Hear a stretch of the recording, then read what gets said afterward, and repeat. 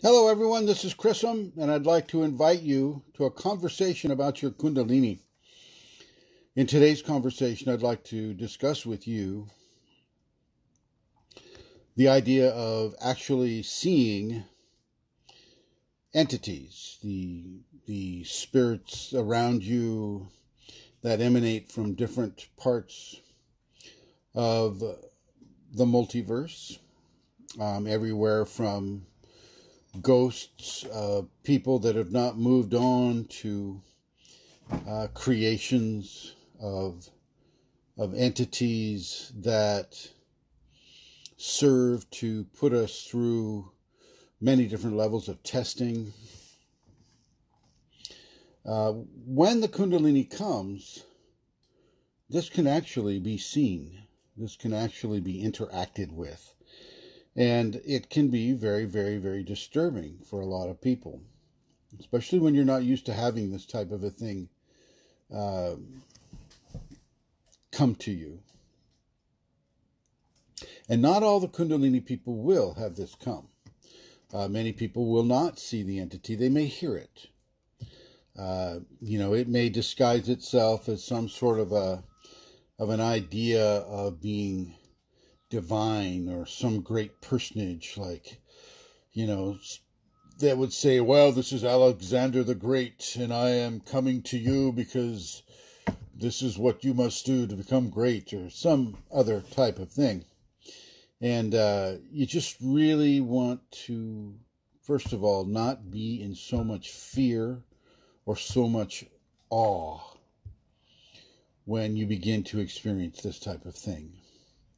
It is a fairly common occurrence within the Kundalini continuum, but it comes to people in different ways. Some of you right now are seeing entities for the first time, and for some of you, it's coming to you as an individual, like a human being. For some of you, it's coming across as some sort of a mixture of human and something else. So, they may appear, through the wall. All of a sudden, you'll see a head come out of the wall and whatnot, and you'll see, it's like, oh boy, here this goes. So I don't want you to give them a lot of attention, although it's hard not to do at first. It's hard not to do at first, but as this happens, and this occurs more and more, just take it as a mosquito flying in the room. That's about as important as it is. Don't allow yourself to get thrown into a maelstrom of curiosity, of a desire to converse with this thing, to take its orders, like so many people do. You don't want to believe what an entity tells you, even if it's obviously true, because sometimes it's feeding you a truth just so that it can later on feed you a lie. The best thing to do is to trust your Kundalini more than you trust anything. More than you trust anything or anyone.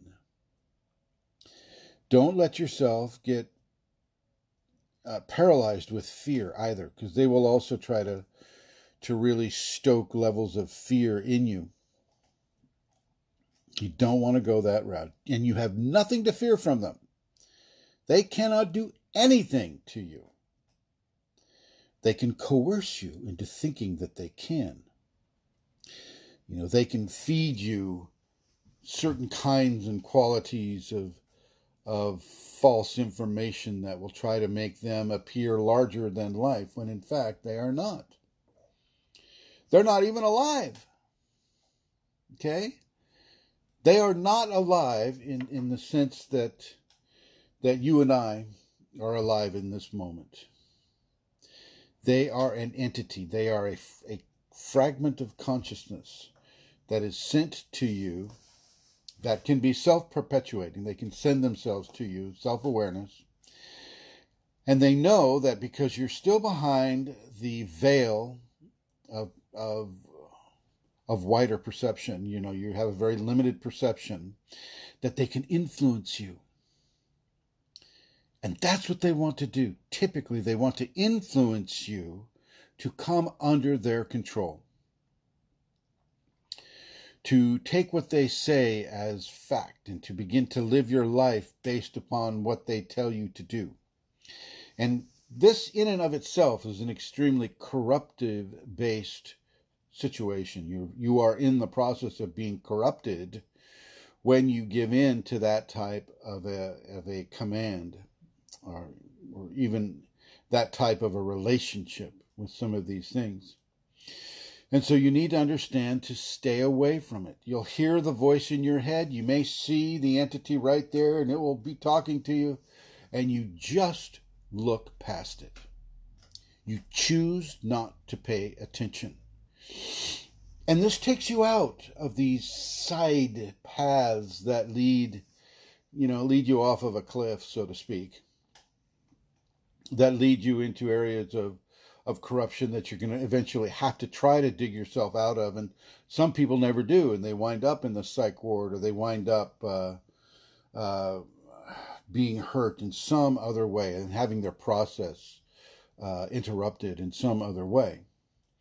And so don't give them the attention. It is hard not to be surprised when you see something come out of a wall. It's hard not to be surprised when you feel something sit on the end of your bed and the whole bed goes down and yet there's nothing there. I get it. Been there, done that. I understand. Okay. But you don't need to be continuously afraid of them. You don't need to hold them in any higher esteem than you would hold any other person, and even less so because they're coming to you with typically a negative agenda. Now, I'm not going to say that all entities are bad. Not all entities are bad. Most of them are, that will try to come into your Kundalini equation. Okay. Sometimes the Kundalini is just opening you up to a point where you can see these things. And the issue with that is that vision has weight. Vision can be, on an energetic level, vision can be felt. And so when you look at that entity and it looks back at you, boom. Okay, a contract of communication has been made. And so this is why I try to help people not give their attention to these entities. Not to do it. And if they come to you as some sort of religious symbol, like a demon or a devil, or dress themselves up like an angel or a saint or something like that, just forget about it. Don't even give them the time of day. Don't give them any attention whatsoever. Okay? This is helping you not to be distracted off of the path. Okay? I have to take myself off the table. It's shaking the stand. We're not having earthquakes here. Not currently, anyway. So, if you have any questions here, I don't see that anybody's asking any questions. That's just fine. But this is the best way to learn how to deal with this type of phenomena. Okay, they are starved for attention. These entities are starved for attention because they know that's the key to controlling you, to keep your attention. And so they will do everything they can do to try to keep that attention. And the best thing you can do is to not give them any of it. So there you have it for this conversation. Thanks for watching.